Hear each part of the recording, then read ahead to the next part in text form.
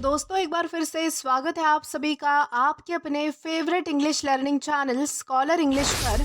मेरा नाम है दीपिका कुमावत और मैं इस चैनल पर वेरियस कॉम्पिटिटिव एग्जाम्स के लिए इंग्लिश सब्जेक्ट टीच करती हूँ। तो बेसिकली आज के इस वीडियो में हम एक बहुत ही शानदार और इंटरेस्टिंग पोयम को डिस्कस करने वाले हैं जिसका नाम है अ कोट बाय W.B. ईट्स। तो चलिए हमारी पोयम में आगे बढ़ने से पहले सबसे पहले हम हमारे पोएट के बारे में थोड़ी बहुत इंफॉर्मेशन देख लेते हैं। दोस्तों अगर बात की जाए हमारे पोएट के बारे में तो W.B. ईट्स इनका पूरा नाम विलियम बटलर ईट्स था और इनका जन्म जो है वो 13 जून 1865 काउंटी डुबलिन आयरलैंड में हुआ था।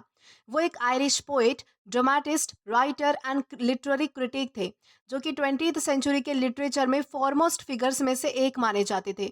दोस्तों उन्हें 1923 में नोबेल प्राइज इन लिटरेचर भी मिला था। उनके कुछ फेमस वर्क्स है जैसे कि the second coming, sailing to Byzantium, among school children, when you are old, the stolen child and Easter etc. और लास्टली उनकी डेथ जो है वो 28 जनवरी 1939 फ्रांस में हुई थी। तो दोस्तों ये तो हमने बात की हमारे पोएट के बारे में। अब इसी के साथ हम आगे बढ़ेंगे और जानेंगे कि हमारी पोएम हमसे क्या कहना चाहती है या फिर इस पोएम का थीम या फिर मैसेज क्या है। तो चलिए आइए शुरू करते हैं। दोस्तों अगर बात की जाए हमारी इस पोएम के बारे में तो ये पोएम सबसे पहले 1914 में पोएट्री मैगजीन में पब्लिश की गई थी। बाद में इस पोएम को रिस्पॉन्सिबिलिटीज इस कलेक्शन में 1916 में ऐड किया गया था। दोस्तों ये पोएम एक आर्टिस्ट के दर्द और फ्रीडम की बात करती है।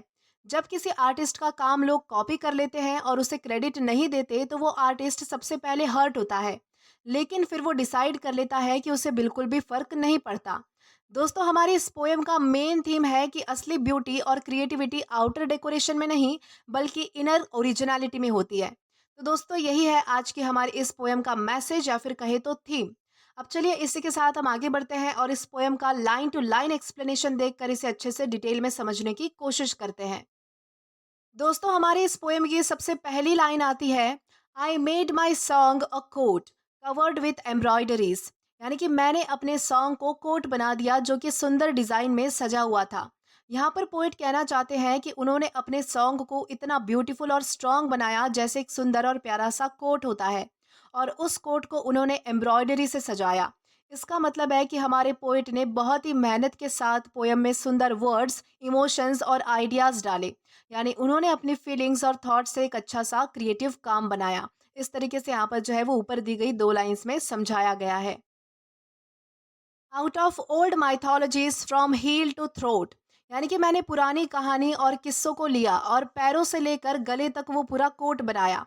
यानी कि यहाँ पर हमारे पोइट क्या कहते हैं कि हमारे पोइट का ये कहना है कि उन्होंने अपने काम में पुरानी स्टोरीज, गॉड्स एंड लेजेंड जैसे माइथोलॉजीज का यूज़ किया। माइथोलॉजीज का मतलब होता है जो पुरानी कहानियाँ होती है, जैसे कि हमारे पास हिंदू रिलीजन में महाभारत है, रामायण है, तो इन सारी चीज़ों को हम माइथोलॉजीज कहते हैं। तो हमारी पोइट ने क्या किया कि ऐसी स्टोरीज का यूज़ किया जो पौराणिक है, ताकि उनका काम डीप और रिच लगे, और उन्होंने अपने सॉन्ग को कंप्लीट और परफेक्ट बनाया। उन्होंने हर पार्ट को अच्छे से सजाया, कोई भी जगह खाली नहीं छोड़ी। यानी कि उन्होंने हील टू थ्रोट अपना कोट बनाया, यानी कि कोई भी उसमें कसर नहीं छोड़ी, पूरा परफेक्ट और पूरा कंप्लीट उन्होंने कोट बनाया था। देन इसके बाद हमारी अगली लाइंस आती है, but the fool caught it, wore it in the world's eyes as though they'd व्रॉट it.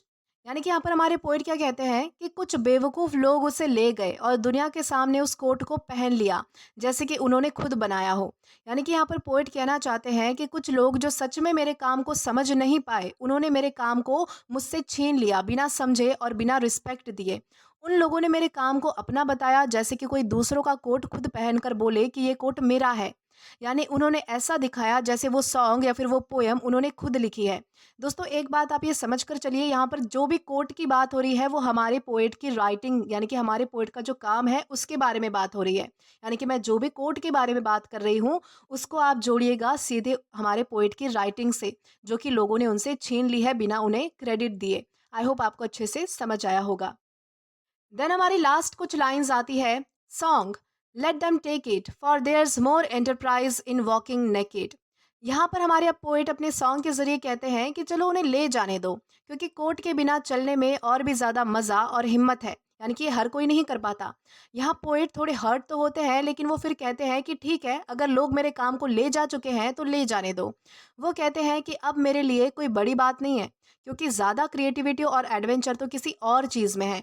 इसका मतलब क्या हुआ कि इसका मतलब है कि पोएट अब अपने आइडियाज़ और थॉट्स को बिना किसी सजावट के सीधे और सिंपल वे में दिखाना चाहते हैं, प्रेज़ेंट करना चाहते हैं, जैसे कि बिना मेकअप असली चेहरा। तो इस तरीके से यहाँ पर बताया गया है। आई होप आपको ये पोएम अच्छे से समझ आई हो और पसंद भी आई हो। इसी के साथ हमारी इस पोएम का लाइन टू लाइन एक्सप्लेनेशन यहीं पर खत्म होता है।